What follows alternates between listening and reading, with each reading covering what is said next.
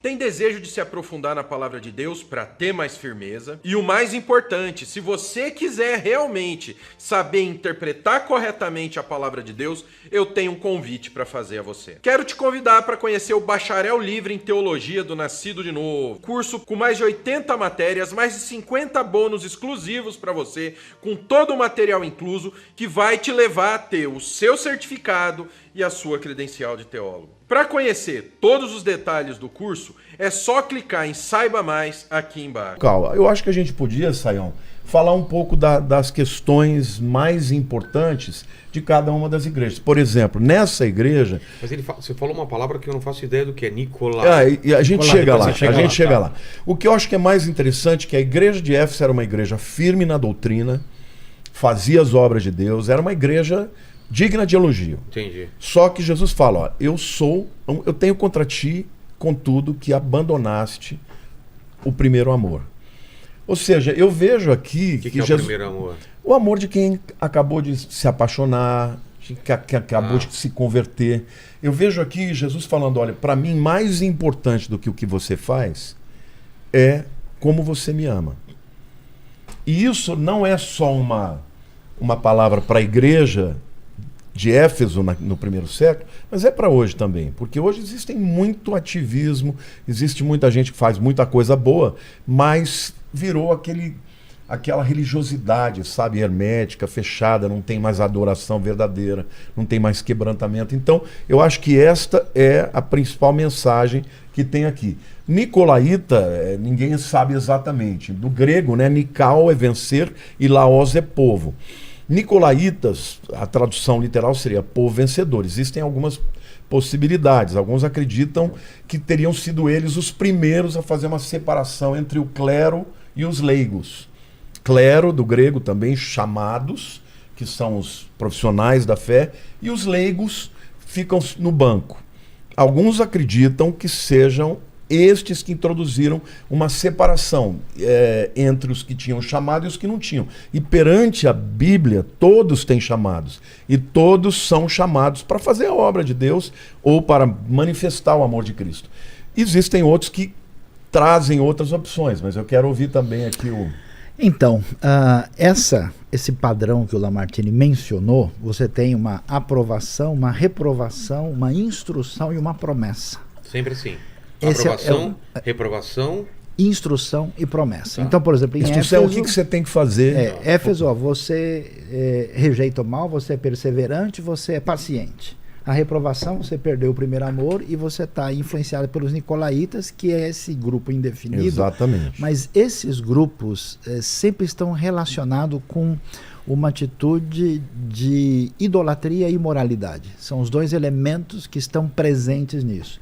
E eles devem, então, se arrepender e praticar as primeiras obras.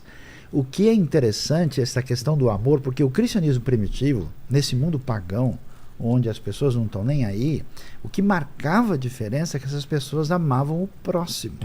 Então, esse amor envolve amar a Deus e amar ao próximo, que era a marca dessa comunidade primitiva e que foi a diferença e que conquistou o coração das pessoas no ambiente do mundo romano. Agora, para entender Apocalipse, todo mundo agora, vamos ver se o pessoal está sentado para ouvir, precisa ler Gênesis e Êxodo, senão você não entende nada. Por quê? Porque Apocalipse é o momento final, é o momento da vitória lá. Deus conta o fim no começo. Você volta para o estado maravilhoso inicial. Então tudo que é, por exemplo, o que é prometido aqui? A árvore da vida. Aliás, essa é a primeira vez. No paraíso. Essa é a primeira vez que essa árvore da vida é mencionada desde o Gênesis. O Apocalipse nunca mais Gênesis foi mencionado. Só no Apocalipse. Exato. É a restauração para esse estado de coisa. Ou seja, o primeiro Adão falhou, o segundo Adão, Cristo, vai vencer e vai voltar para o plano original. O cinema chegou atrasado, de volta para o futuro.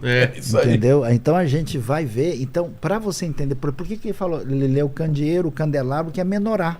Então, os símbolos que estão aqui vão vir principalmente de Gênesis e Êxodo. A pessoa fala, mas o Apocalipse como é que é? Está cheio de símbolo. Porque a literatura menorá tem 7 braços. Diferente da Hanukkah, que tem 9. Que tem 9, que vem da festa do Hanukkah e tal. Entendi. Mas aqui É o candelabro. É a menorá. No original é menorá. Entendi. Entendeu? Então, aí a gente vai entender. E aí o que acontece?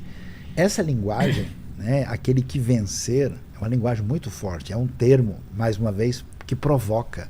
Porque está ligado ao conflito aberto contra o Império Romano, dizendo, olha, quem vence, na verdade, é quem tem aliança com aquele que é rei dos reis.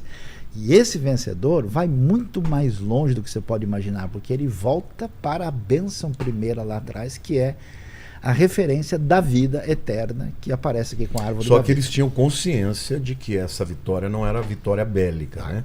Todo que é nascido de Deus vence o maligno. E esta é a vitória que vence o mundo, a nossa fé. Então a convicção deles é que a fé deles iria levar a uma transformação da história. Uma coisa interessante, o Apocalipse, a gente olha muito o presente e olha muito o futuro, mas num certo sentido ele interage, o que o pessoal não está geralmente preparado para pensar, interage com o passado. Por exemplo, você vê aqui o confronto aberto com Roma. Mas o que é Roma? Roma é Babilônia, Roma é Egito. Então esse conflito da ação humana independente, autônoma, antropocêntrica contra Deus é uma batalha através da história. E que sempre parece que o mal vai vencer, mas Deus mantém os seus fiéis e os remanescentes que, no final das contas, vencem e serão vencedores no final. Eu já até falei isso aqui numa outra vez que eu vim, que desde o Gênesis você tem uma história paralela dos descendentes, vamos dizer assim, da mulher, ou seja, dos que vieram através de Sete, aqueles que vão seguir o caminho de Deus e aqueles que vão se opor a isso. Então, o primeiro grupo que se levanta para se opor à verdade é a Babilônia. Então, ali no Gênesis, com Semíramis, com Tamuz, com a construção, né, daquela torre, que na verdade é um zigurat, né? Babel. Indo contra exatamente a ordem de Deus de se espalhar, de crescer, e quis ali concentrar. Ele quis. O Nimrod foi o primeiro líder mundial, e ele é até um tipo do anticristo que virá um dia. Então, a Babilônia, desde então, se torna, né, essa referência, o paradigma do antideus. 1 Pedro 5 chama Roma de Babilônia. Não, Apocalipse fala da cidade, das Babilônia sete colinas, como uma coisa maligna, como como símbolo do poder humano anti-Deus. Contra Deus. e contrário à vontade de Deus. Entendi. Não tinha